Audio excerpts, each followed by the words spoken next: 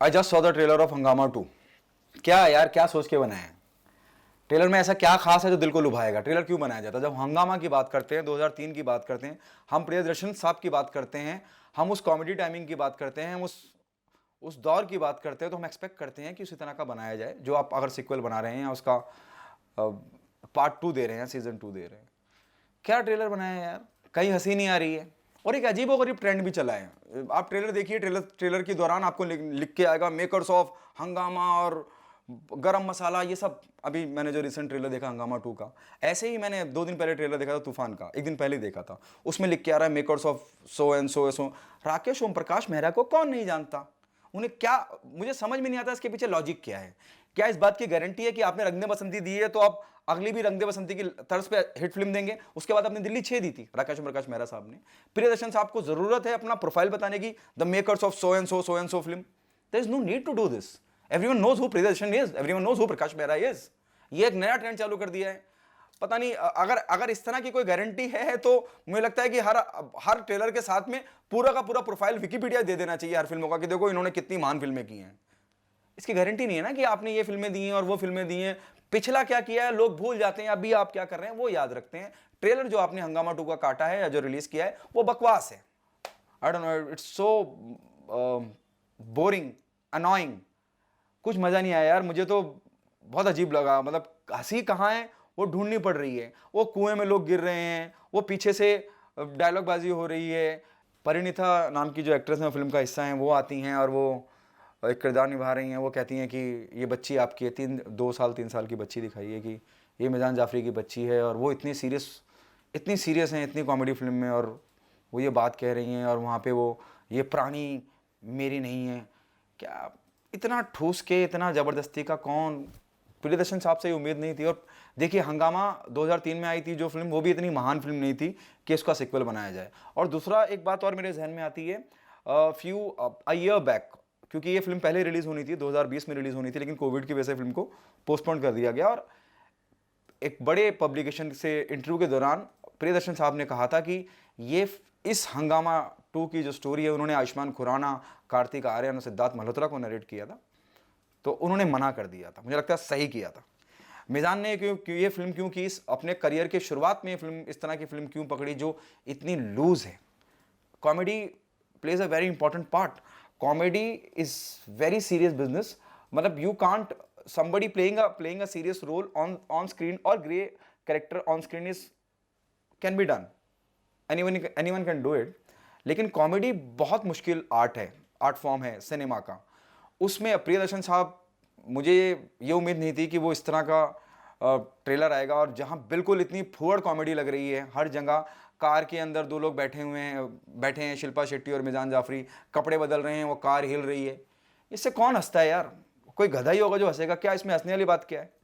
फिर एक सीन है जहाँ पे परेश रावल साहब, इतने दिग्गज कलाकार, परेश रावल साहब जा रहे हैं और पीछे शिल्पा शेट्टी जी बैठी हुई हैं और उनके कुछ पैर दिख रहे हैं, और एक ऑटो में एक अंधा बैठा हुआ है और वो चश्मा लगा के देख रहा है, और परेश रावल साहब और वो ऑटो ड्राइवर, माय गॉड, मैंने कभी ऐसा smart handsome, oh yo my god नमस्ते, कॉलेज बॉय लग रहा है वो, ऑटो ड्राइवर थोड़ी लग रहा है।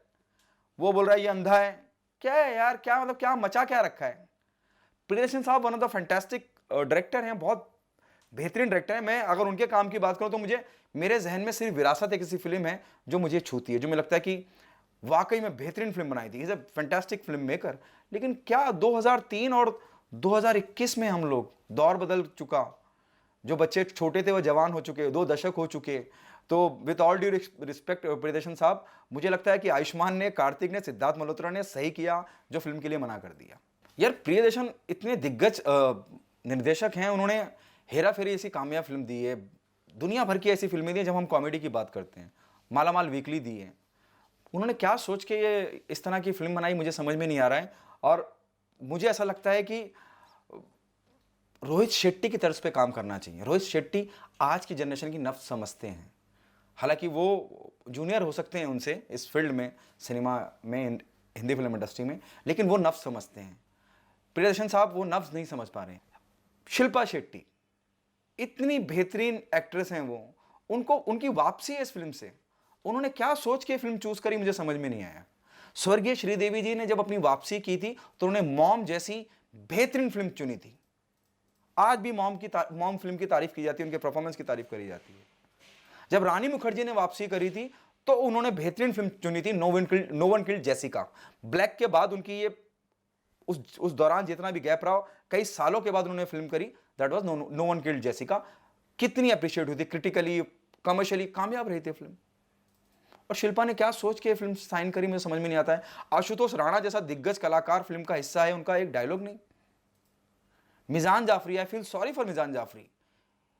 मुझे सिर्फ ऑन स्क्रीन जब मैंने पूरा ट्रेलर देखा तो ट्रेलर में मुझे सिर्फ यह समझ में आता है, चुरा के दिल मेरा गोरिया चली, उसमें शिल्पा शेट्टी माइंड ब्लोइंग लगती हैं।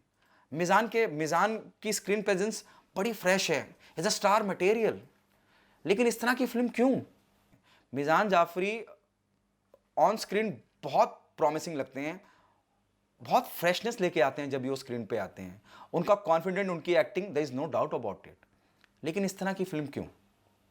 वो बिल्कुल मेरी समझ के बाहर है। और परेश रावल की जब मैं बात करता हूँ, परेश रावल भी बहुत बेहतरीन एक्टर हैं, लेकिन परेश रावल ने इतना ज़्यादा काम कर लिया प्रियदर्शन साहब के साथ, चाहे वो मालामाल वीकली हो, चाहे वो हेरा फेरी हो, हेरा फेरी 2 हो। मुझे उनमें, जब मैं उनको ऑन स्क्रीन देखता हूँ हंगामा में, तो मुझे बाबू भैया ज़्यादा नज़र आता है। वो किरदार इतना हावी है उनके ऊपर।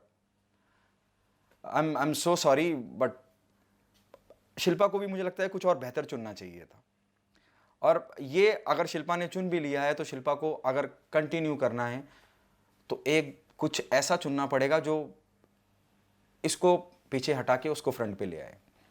I am annoyed, this is what I feel about the trailer. बाकी आप बताइए आपको कैसा लगा। अल्लाह हाफिज़।